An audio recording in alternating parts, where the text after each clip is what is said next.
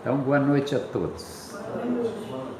Vieram com boa vontade buscar o estudo da doutrina, então precisam encontrar a paz, encontrar esse estudo. Vamos elevar, antes de tudo, nosso pensamento a Deus e vamos orar. Para nós entrarmos em sintonia com os espíritos amorosos que estão entre nós já aguardando o trabalho. Senhor Jesus, nosso mestre de amor e de bondade, estamos aqui reunidos novamente nesta casa de caridade e de estudo, pedindo a sua mão amiga sobre nós, o socorro para desenvolver em nós a paciência, a boa vontade, a inteligência, para estudarmos a doutrina espírita, compreender a vida e melhorar o nosso comportamento cada vez mais. Ajuda-nos, Jesus, que possamos estar sempre com o nosso coração aberto às mudanças, para que o amor cresça em nós, para que possamos então cumprir bem o nosso papel aqui na Terra. Que cada um dos irmãos presentes seja beneficiado com seus eflúvios divinos. Assim seja.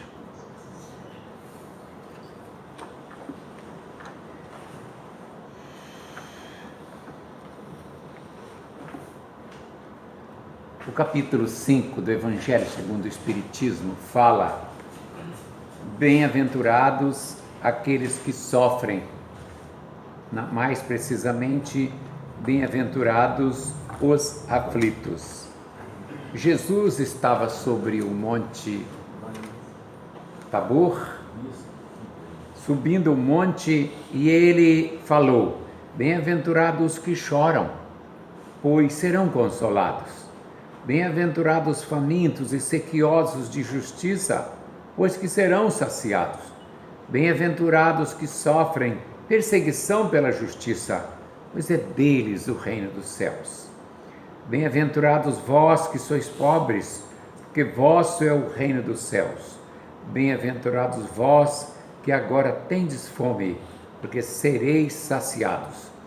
Ditosos sois vós que agora chorais, porque rireis. Mas ai de vós ricos, que tendes no mundo vossa consolação. Ai de vós que estáis saciados, porque tereis fome. Ai de vós que agora rides, porque sereis constrangidos a gemer e a chorar.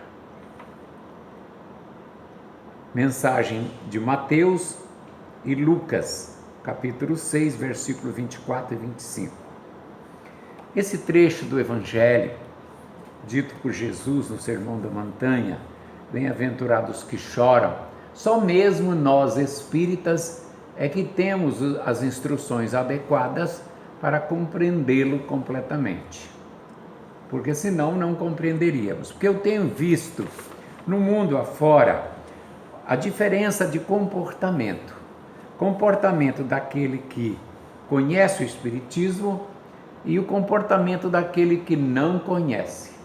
É totalmente diferente, totalmente diferente. Primeiro, o que não conhece, abre o Evangelho e lê lá, se resolver fazer isso, e logo tudo que está escrito nos 4 Evangelhos, Mateus, Marcos, Lucas e João, ele toma como ensino de Jesus, e não o é. Devemos buscar só a parte moral. Os outros, como os atos comuns da vida do Cristo, as predições, ou seja, as profecias, os milagres, as partes relatadas por Jesus, que constam no Evangelho, que serviram para dogmas da Igreja, essas 4 partes são discutíveis. Há muita controvérsia, muita diferença de entendimento sobre elas. Só mesmo a parte moral é que não se tem como discutir. Todos querem compreender de igual maneira. Não há quem diga que esteja errada. Então, sobre a parte moral, os espíritos ordenaram a Kardec que reunisse todo o ensino moral para o nosso dia a dia, é claro, e assim ele fez e deu esse livro aqui com 27 capítulos, explicando o que é a vida.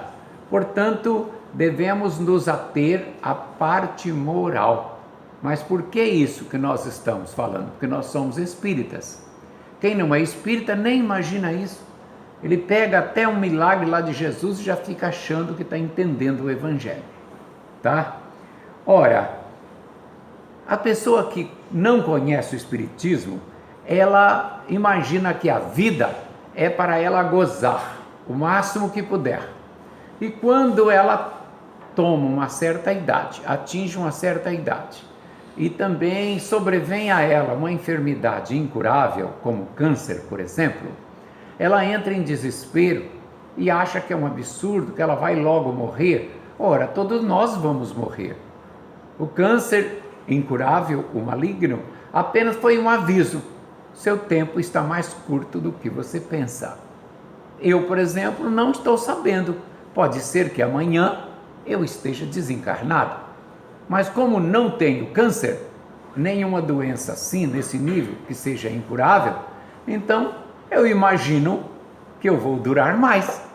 Não é assim que nós pensamos? É.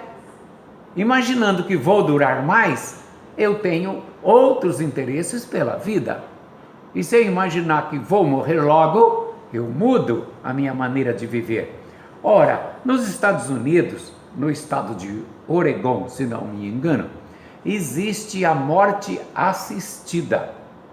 Também essa morte assistida é permitida na Suíça. E uma brasileira chamada Letícia Franco, é médica, ela adquiriu passagem aérea para ir para a Suíça neste mês agora de março, dizendo ela que até o final do mês de março ela terá conseguido a sua morte assistida, porque ela está em estado terminal. Ela pode falar, andar, passear, viajar, é tanto que ela vai viajar, mas ela não quer insistir no corpo, porque ela disse assim: segundo os meus colegas médicos, eu tenho no máximo 1 ano e meio. Os próximos meses que se seguem, eu vou conseguir viver mais ou menos com a medicação que eu estou tomando. Depois não. Depois a medicação precisa ser repetida seguidamente e a dor vem com grande intensidade. Ora, por que vou viver mais de 1 ano sofrendo muito, sem nenhum proveito? Então, se eu vou desencarnar mesmo, desencarno já, de maneira a não sofrer tanta dor. Não fala nem desencarnar, é morrer. Não, ela no caso não fala desencarne, ela fala morrer, como o meu amigo Guerra mostrou agora. É isso mesmo, porque eles não entendem desencarne. Eles não sabem que a vida continua como nós falamos desencarna porque sabemos que não vamos morrer, vamos sair do corpo, continuar a mesma pessoa, e sabemos que somos um espírito e que estamos temporariamente neste corpo. Então nós pensamos como espírito, falamos como espírito. O corpo é só um instrumento para nós, para eles não. Para eles o corpo é tudo. Eles imaginam um corpo, não imaginam que são seres que vão viver vida espiritual. E ela está com essa viagem marcada. Eu espero que ela desista desta viagem. Mas eu fui pesquisar e encontrei um casal chamado Charlie e a sua esposa Francie. Os dois têm 88 anos de idade e os dois foram acometidos de câncer maligno, câncer terminal. Os dois com 88 anos e já viveram, claro, boa parte, tudo que se pode viver, né? Pelo menos para eles. E como ele também tem mal de Parkinson, e o mal de Parkinson vai aumentando também com a enfermidade do corpo, então eles também estão pagando um programa no estado de Oregon, nos Estados Unidos, porque lá naquele estado é permitido utilizar a morte assistida. O que é morte assistida? É morrer de uma maneira científica. Chegar, pagar o hospital, porque parece que lá não tem SUS, tá? Nem plano de saúde que aceite isso, e deita-se na maca, e os médicos estão todos preparados, aplicam uma injeção para ele adormecer. Depois que estiverem adormecidos, tal como uma anestesia para se fazer uma cirurgia, anestesia geral, aí o médico vai aplicando vagarosamente, em doses menores, o veneno letal. E eles não acordam mais e param totalmente ali, deixando paga as contas, paga a conta da sua morte. E dizem eles, uma boa morte, ou seja, a própria eutanásia. Eles fazem morte assistida e acham que estão sendo grandes heróis. Você vai dizer, e se eles conhecessem a doutrina espírita, eles fariam isso? Não, claro que não. Por quê?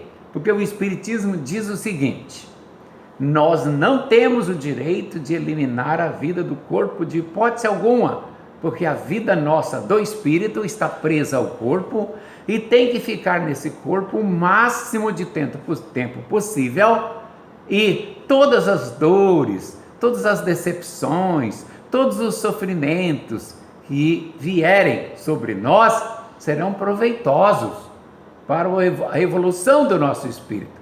E sobre isso fala na página 125 do Evangelho segundo o Espiritismo, o Espírito São Luís.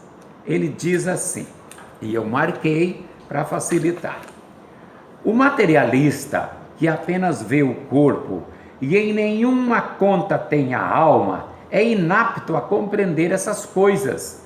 O espírita, porém, que já sabe o que se passa no além-túmulo, conhece o valor de um último pensamento. Minorai os derradeiros sofrimentos, o quanto puderdes, mas guardai-vos de abreviar a vida, ainda que de 1 minuto, porque este minuto pode evitar muitas lágrimas no futuro. Aquele que na terra foi denominado São Luís, era um rei na França, né? Muito bem. Ora, diz ele que até 1 minuto de sofrimento é proveitoso. Vocês já imaginaram? Nós vamos pagar a morte assistida e morrer 1 ano antes? O que é isso? Que atitude é essa para nós? Suicídio. Suicídio. Claro que não é um suicídio daqueles moldes, como conversei outro dia com meu amigo.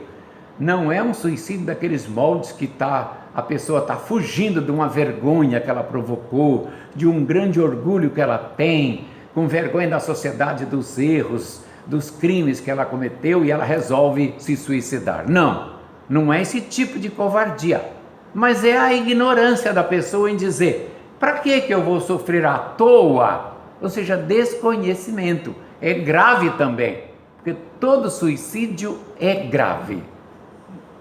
Sobrevirá nesses 2 espíritos, se eles cumprirem isso que está previsto, grande sofrimento. A mente deles vai lhes jogar no umbral, na região umbralina. E um palestrante espírita, certa vez, indagado diante de um grande público, quer dizer que todo suicida passa pelo umbral? Ele, não. Deus quer que todos desenvolvam o amor. Então, eu não quero dizer, ele deveria dizer assim: 90% dos suicidas vão sim para o umbral. É muito difícil escapar do umbral com a mente ligada ao desejo de morrer, porque nós não podemos e nem temos o direito de ter o desejo de morrer. Não posso, nunca. O corpo tem que morrer sem a minha vontade. Eu tenho que dizer assim para mim: Senhor, de mim para Deus, Senhor, seja feita a sua vontade. Estou sofrendo muito, eu quero sair desse sofrimento, mas como não posso, então dai-me forças para suportar até o último minuto, que seja feita a sua vontade. Por quê? Eu tenho que fazer a vontade das leis da natureza, das leis de Deus. Senão, estarei contrariando elas, que será de mim sofrimento. Então, todo aquele que quiser abreviar a vida, mesmo legalmente pelo seu país, estará descumprindo as leis de Deus. É suicida. E o suicídio é coisa drástica. Sofrimento intenso, todos sofrem e se arrependem. E existem outras condições que o cidadão sofre muito. É quando ele é incrédulo. Ele não acredita em Deus e acha que está sendo um grande herói. Já viu que é assim? Normalmente cientistas, que eu não vou citar nomes aqui, porque pode feri-lo, mas cientista e médico é em primeiro lugar. São duas profissões que eles se iludem muito. As outras também se iludem. Não estou dizendo que juiz, advogado não se iluda. Não, mas essas duas nós lidamos muito com eles, com os médicos, né? E quase sempre são incrédulos. Tá? Ultimamente eu tenho visto alguns estudando a doutrina e fiquei muito feliz. Embora exista uma associação médica espírita aí, mas eu não vejo nenhum, só ouço falar. Porque todo médico que eu converso é incrédulo. Ele se ilude com a medicina. Mas ai daquele que for incrédulo. Estudando a incredulidade na doutrina espírita, nas obras da codificação, observei que o incrédulo, ao sair do corpo, ele entra imediatamente em trevas. Não consegue enxergar nada. E também observei aqui nas nossas doutrinações, quando o espírito vem se comunicar e diz que não acredita em nada, não acredita em Deus, aí nós, depois de conversarmos um bom tempo com ele, convencemos ele ou levamos ele a se convencer de que é preciso orar. Na verdade é ele que se convence com os argumentos, porque nós não convencemos ninguém, né? Aí ele chega à conclusão que é melhor ele orar, ele sendo incrédulo, mas de tanto nós mostrarmos certas situações, já que ele está ali se comunicando, né, com o doutrinador, aí ele resolve orar. Este que é incrédulo, nós não conseguimos que ele abra seus olhos com uma oração. É preciso ele orar umas 5, 6 vezes, porque ele está mergulhado em trevas. Então o doutrinador aqui presente já sabe disso. Quando você estiver doutrinando um espírito que ele se declara incrédulo, ateu, você já sabe que não vai conseguir na primeira oração. Ele ora a primeira, você pergunta, já está enxergando? Não. Aí você ora de novo e vai orando. De repente lá para a terceira ou quarta oração ele vai dizer, sim, eu chorei tantas vezes, não estou vendo ainda. Aí você insiste e diga, calma, você vai chegar lá. É que há tanta energia impregnada em você que demora a sair essa escama imensa. Aí ele continua lá pela quinta oração, ele, já estou vendo uma luzinha, tá já aparecendo umas sombras. Aí você insiste, mais outra oração e mais outra, até que ele, agora estou vendo, para ver quanto é o sofrimento daquele que é incrédulo, tá? Não recomendo a ninguém vir com esse papo de cientista e dizer que é incrédulo, porque o Einstein, que era também um grande cientista, dizia o contrário. Ele dizia, quem observar o universo não vai conseguir entendê-lo sem que haja uma inteligência o criando. Não é possível. Ora, por que um cientista diz que é incrédulo e o outro, como Einstein, acredita em Deus? Hein? É porque um tem muito orgulho e o outro tem um pouco menos. Só pode ser por isso. Nós estamos tentando adivinhar. Só pode ser por isso, porque é o mesmo trabalho. Muito bem, mas eu estava falando da pessoa que não acredita, não conhece o Espiritismo, não estudou. Ela leva a vida do jeito dela equivocadamente. Há muitos anos atrás, compareceu aqui um cidadão e depois, com o tempo de tanto ele explicar as coisas, eu entendi que ele era da Marinha. E ele viu muitas visagens lá viajando de navio.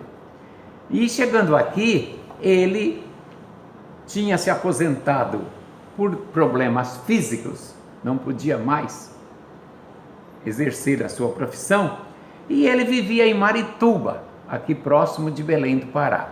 E ele disse para mim que ele era tão maldoso que um belo dia ele pegou um jornal, esticou o jornal, a gente dobra, né? Faz aquele cartucho comprido, todo mundo já fez isso, só que nós nunca fizemos isso que ele fez, amarrar no rabo de um gato e depois atear fogo.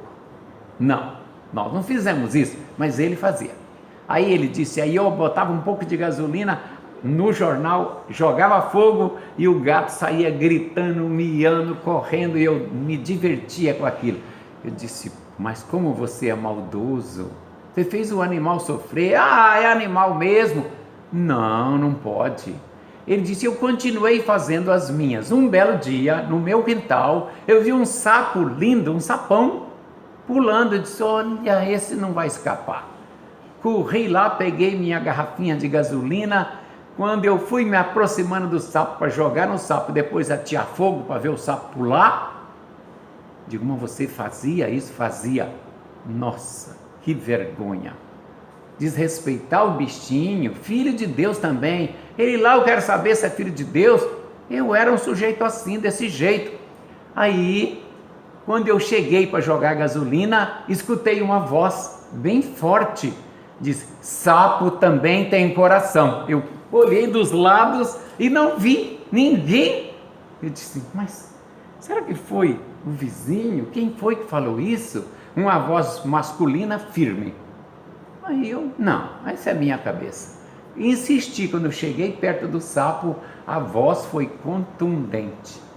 Pare, sapo também tem coração. Aí eu, epa, disse, pare, sapo tem coração. Então, fiquei com vergonha e não matei o sapo. E comecei a conversar com um vizinho que era espírita. Digo, você tinha um vizinho espírita e ainda perdi essa chance, rapaz? Ele perdi, mas eu fui conversar com um vizinho espírita, se era possível alguma voz falar isso para mim. E ele disse que é. Tem casos que o espírito fala sem estar incorporado em ninguém. Ele consegue fazer isso, tendo o aparato. E às vezes sou eu que tenho mediunidade e que posso ouvir e não sabia que tinha também. Sim, tudo bem. Aí, agora eu vim aqui, porque fiquei sabendo que o espírito incorpora aqui médico na médium e realiza curas, e eu estou com a vista com problema e o joelho também, e eu quero socorro. E ele então participou aqui e disse, agora, já se passaram alguns anos, eu nunca mais maltratei os animais e ainda me filiei à defesa dos animais, para ver se resgato essa dívida, porque eu aprendi que eu cometi uma dívida com os animais. Cometeu. Então já quero resgatar agora. Isto faz bem, é assim que se faz. Quer dizer que nesta encarnação eu posso corrigir já erros? Pode. Por exemplo, Gandhi foi procurado por um cidadão e disse, Gandhi, eu assassinei um menino muçulmano. Aí ele disse, e que faço agora, Gandhi? Ele, adote 2 meninos muçulmanos. É claro, adote, para você dar o amor e recuperar esse erro que você cometeu. Não vou dizer que recupere, mas pelo menos abranda em muito, porque a intenção dele é reparar o erro, tá? Veio aqui também uma mocinha e disse que tinha problema grave com o pai.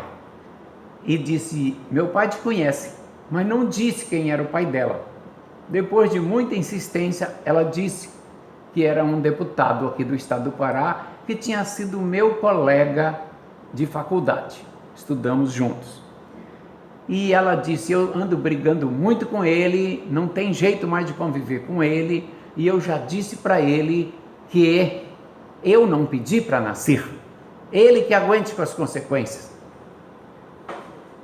Ah, é? E ele disse, você vai lá, na casa desse meu amigo, frequenta lá, quanto ele determinar, falar com você, só depois eu vou te atender. senão não vou te atender. E ela disse, eu não tenho outra saída, a não ser frequentar aqui. Eu digo, sabe a decisão do seu pai. Aí ele estava em Santarém, o nome dele é Otis Santos, um sujeito muito de bom caráter, né? E ela passou a frequentar aqui, claro que ela estava na casa de uma parenta, né? Entendendo o que é a vida aqui, ela disse, então quer dizer que eu implorei para reencarnar? Sim. E como? Todos nós pedimos para... Sim. É uma bênção quando encontramos um casal querendo nos receber. O sacrifício que o seu pai e sua mãe fazem para cuidar de você, para direcionar a vida em você. Ela foi mudando e diz, não, agora ele vai me pagar. Eu digo, em que sentido? Eu vou cobrir-lhe de beijos e abraços, porque ele tem razão, eu estou errada. Mas ela não conhecia a doutrina. Quer dizer, quem não conhece a doutrina comete muitos equívocos, pensando que está acertando. Desconhecer a doutrina é a mesma coisa que uma pessoa andar numa floresta sem bússola, sem GPS, sem uma faca, sem uma corda. Não conhecer a floresta, fatalmente vai ser comido por uma onça. Viu? Não vale a pena, ainda mais se for aqui nessa região. Não vale a pena, tá? Outro assunto que nós podemos conversar hoje e que já me pediram é sobre a disciplina. O que é disciplina? O que é disciplina? Disciplina é aquela intenção que a pessoa tem de cumprir todas as normas da sociedade que ele vive, da instituição que ele frequenta, da instituição onde ele trabalha, e todos os programas que ele próprio estabelece quando ele estabelece. Por exemplo, ele diz, eu vou fazer um curso de violão 3 horas da tarde de quinta-feira, toda quinta-feira. Aí quando chega a quinta-feira, ele se prepara e vai para a aula de violão. Mas naquele dia ele diz, eu não estou muito bem, eu não vou nessa aula hoje, e pula a aula. Eu também não estou muito bem, já faz 3 aulas que eu estou faltando, eu não estou indo muito bem. Ei, onde está a sua disciplina? Você não marcou toda quinta? Então não falte. Quem é disciplinado não falta. Não chega atrasado em emprego nenhum, porque ele sabe, é 7 horas, 7 horas. Ele não vai pensando que ele chega às 7h01, não. Ele chega antes das 7, se o horário for 7 horas. Tá? O disciplinado, ele cobra de si mesmo. Foi por isso que o Espírito Emmanuel disse para o Chico Xavier, você vai aceitar a tarefa? Diz a internet e livros que Chico aceitou a tarefa. Não, o Chico já veio com aquela missão. Aquilo foi uma maneira do Espírito falar para que ele tivesse ânimo, convidando ele. Claro, ninguém vem para a Terra para desempenhar uma função daquela que Chico desempenhou sem estar num programa. Nenhum espírito escolhe assim a esmo, eu vou escolher esse para ser o meu psicógrafo. Que não é assim não, está tudo programadinho. O espírito apenas falou com o Chico como se o Chico estivesse recebendo a missão naquela hora. Você está preparado? O que é preciso ter? Disciplina, primeiro item. E o segundo item? Disciplina. E qual é o terceiro item? Disciplina. Disciplina, disciplina, disciplina. É o mais importante na sua vida. E o Chico soube dar exemplo de disciplina. Trabalhava dia e noite, até exagerou, de tanta disciplina. Então a disciplina é um fator muito importante na nossa vida. O que o povo brasileiro, em geral, não tem. Por quê? Se você marca 16 horas, querem chegar às 16h20, porque 16 eu vou começar a chegar. Não, aqui não. Você tem que chegar antes, porque 16 em ponto a porta fecha. Você não vai entrar 16h01. 16h01 é 16h01, não é 16, tá? Mas no meu relógio, seu relógio não. Você tem que se basear pelo meu relógio, que vou fechar a porta, não pelo teu. Que história é essa? E como o meu relógio pode estar 5 a mais ou 5 a menos, como todos os relógios, né? Pode estar 5 a mais, 5 a menos, então você não vai chegar em 1 minuto antes, você vai chegar 10 minutos antes, muito atrasado ainda. E na verdade você deveria chegar uns 20 minutos antes, para dar tempo de você sentar, orar, cumprimentar antes os amigos, né? É assim que se faz, promover aquele ambiente agradável, de fraternidade, de oração, aí depois sim, pronto, vamos iniciar. Então nada de chegar em cima da hora, quem chega em cima da hora vai perder meia hora depois com entraves para iniciar algum trabalho. Temos que chegar antes da hora, isso é disciplina, tá? Bem, voltemos ao Evangelho, para não prolongar muito no outro assunto. Bem-aventurados os que choram, porque serão consolados. Serão os sequiosos de justiça, porque serão saciados. Os que sofrem perseguição, por ensinarem a justiça de Deus. Tá? Ocorre o seguinte, os que choram, está querendo dizer, todo tipo de sofrimento representa um choro. Não é exatamente o choro que derrame lágrimas, né? Todo tipo de sofrimento. E nós estamos aqui presos, cada um de nós, nesse corpo carnal, para quê? Para crescer espiritualmente, para solucionar problemas espirituais que cada um de nós tem, de uma maneira ou de outra, certo? Então, um tem que passar um tipo de prova, outro tipo, outro totalmente diferente, mas é o quê? A necessidade de se corrigir, de melhorar, de aprender. Estamos aqui submetidos a provas, que é provas, aprendizado que nós pedimos ou que nos foi sugerido. Olha, que tal você passar essa prova do abandono? Você já passou por isso, se você passar um abandono e sair vitorioso, ó, você vai crescer. Eu quero então, aí você que escolhe, mas ninguém vai te impor provas. Você vai ver que é melhor para você e pede. Quando eu estiver na terra, eu quero sofrer o abandono. Criar meus filhos, tudo direitinho, chegar uma hora a ser abandonado. Está previsto, mas ele pediu. Aí ele, meu Deus, todo mundo me abandonou. Ei, não se queixe, foi uma prova. E normalmente na prova a pessoa não se queixa. Ela sente que ela tem que vencer aquilo com galhardia. Tá? Então estamos aqui passando provas de todos os jeitos.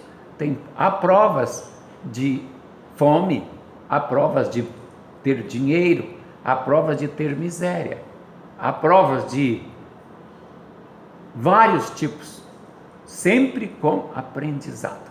Além das provas, estamos também espiando. Espiando não é espiar, tá? Pelo buraco da fechadura. É pagar, corrigir, ajustar-se com a lei divina. Diz o Espírito Emmanuel mais diretamente assim, é o castigo imposto ao transgressor. Assim está no livro A Caminho da Luz e outro, ele fala a mesma coisa, é o castigo imposto ao transgressor. Não vamos dizer um castigo, mas é uma correção que ele tem que fazer. E dependendo da expiação, Deus permite ou ordena que ele mude de lado. Se nesta encarnação ele está num lado de cá e humilha, pisa muito em alguém, na outra ele vai ficar do lado de quem ele humilhou, para ele ver na pele o que ele fez os outros passar. E aí ele corrige o erro, limpa a consciência dele, entra em harmonia com as leis da natureza e sai vitorioso, se ele não cometer outros deslizes. Então a doutrina espírita é maravilhosa, porque nós sabendo disso, e se estivermos espiando algum sofrimento aí que nós devemos estar, nós vamos lutar para passar esse sofrimento sem queixas, porque não pode se queixar. Quando nós nos queixamos, nós estamos dizendo, Senhor Deus, não concordo, isso está errado sobre mim. E o que estamos fazendo? A nossa mente está se trancando, nós não estamos deixando a lição ser absorvida pelo nosso espírito, porque estamos nos queixando. E aí, vale a pena? Não. É preciso sofrer com galhardia, sem queixas. Os sofrimentos, eu estou passando porque dei causa em encarnação passada, ou então estou passando porque pedi como prova, ou então estou passando porque fui descuidado. Quando era para ser controlado, não fui. Quando era para economizar o dinheiro, não economizei. Sempre atitude errada que eu tomei. Por isso hoje estou sofrendo. Quantos estão na velhice e na miséria por culpa dele próprio? Teve chance de ter uma vida melhor, de ter construído a sua casinha para na velhice não depender de pagar aluguel, né? Ou de morar de favor para alguém. Aí não, é viver a vida. Aí, olha, eu já escutei isso. Você não sabe se está vivo amanhã. Ei, eu estou apostando na vida. Você está apostando na morte. Porque você está dizendo que amanhã eu posso estar morto, não é? Eu tenho que acreditar que eu vou estar vivo. E apostar na vida. E imaginar, eu vou durar 105 anos, como a cigana falou. Claro que isso é muito difícil e a cigana não adivinha nada assim não. Mas eu tenho que pensar assim. E não ficar dizendo, ai, eu já estou fraco, acho que já está na hora.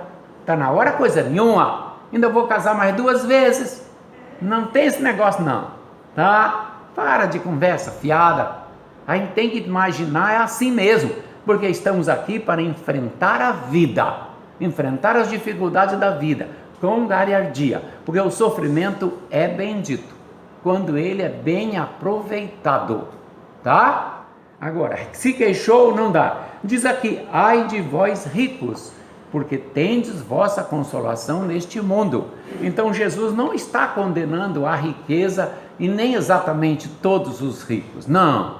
Ele está condenando, e na verdade ele não está condenando, ele está contando, ele está revelando que o rico que não tem visão espiritual e só ama seus bens, vai sofrer muito depois, porque vai ter grave decepção, né?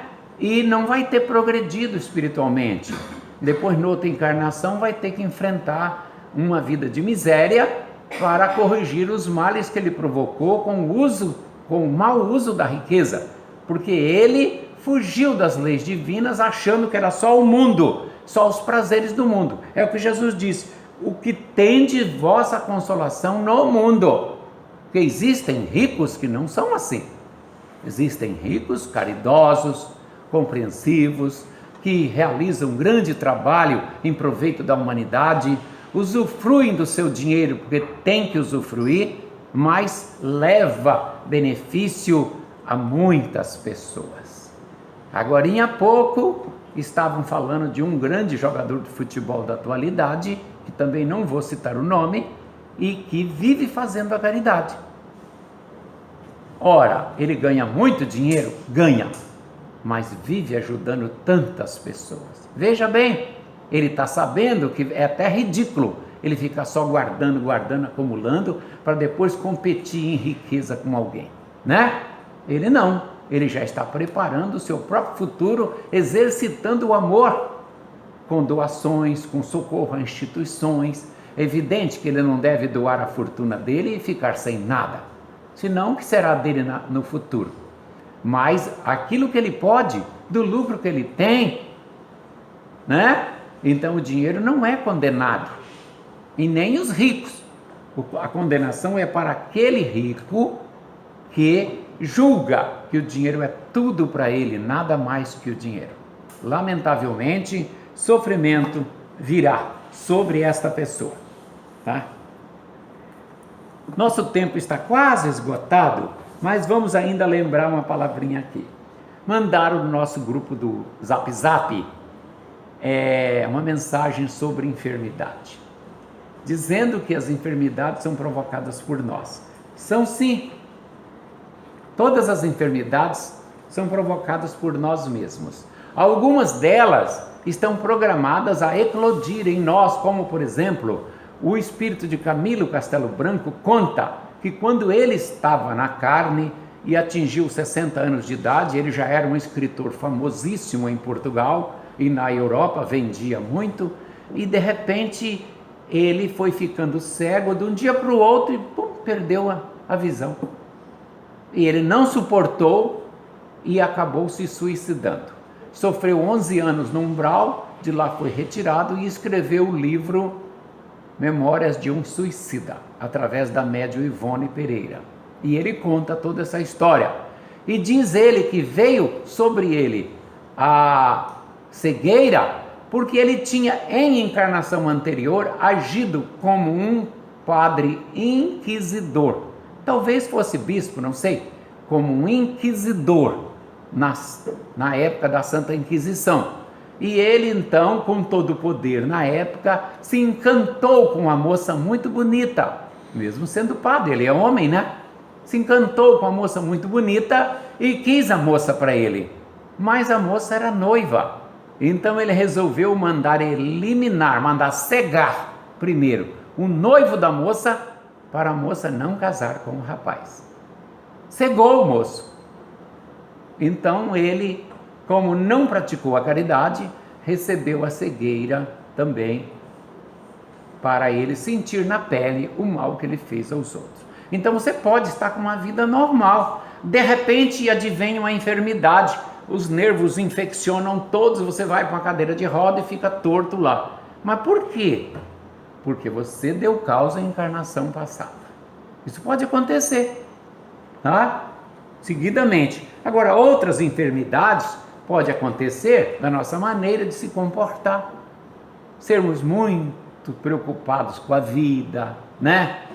Querer tudo certinho, exagerado, tá? Não ter paciência com nada, ter muita prepotência, abuso, muito orgulho. Esses comportamentos fazem com que os nossos órgãos recebam influência da nossa mente e deixem de funcionar adequadamente. Aí vem a diabetes, vem problema no coração e muitas outras enfermidades, tá? Então, o Espiritismo, mais uma vez, traz um grande benefício para quem o conhece. Modifique a sua vida. Perdoe, esqueça essas ofensas, esqueça as arengas, essas intrigas, essas tolices. Abra o coração e ame. E vá fazer a caridade. Exercite o amor. Se for cedo, quando a gente tiver lá uns 20 anos de idade, dá tempo ainda de ter boa saúde, né? Mas se for já idoso, vai ser mais difícil. Mas de qualquer forma, nos ajuda muito. Até o desencarne. Você vai desde já fazendo o bem, já pensando em Deus, tirando o mal do seu coração, orando. O que vai acontecer com você? Você vai desencarnar numa situação melhor. Você vai sair do corpo tranquilo, você vai estar livre de energias negativas, já vai vir o seu famoso anjo da guarda dizer, vamos, você está em condições. Porque você se pôs em condições com o comportamento que passou a ter, a praticar, quando conheceu a doutrina, ainda deu tempo. Agora, leve um comportamento irritado, sem fé e nervosinho, com raivinha de todo mundo para ver, leve. O que vai acontecer quando seu corpo parar?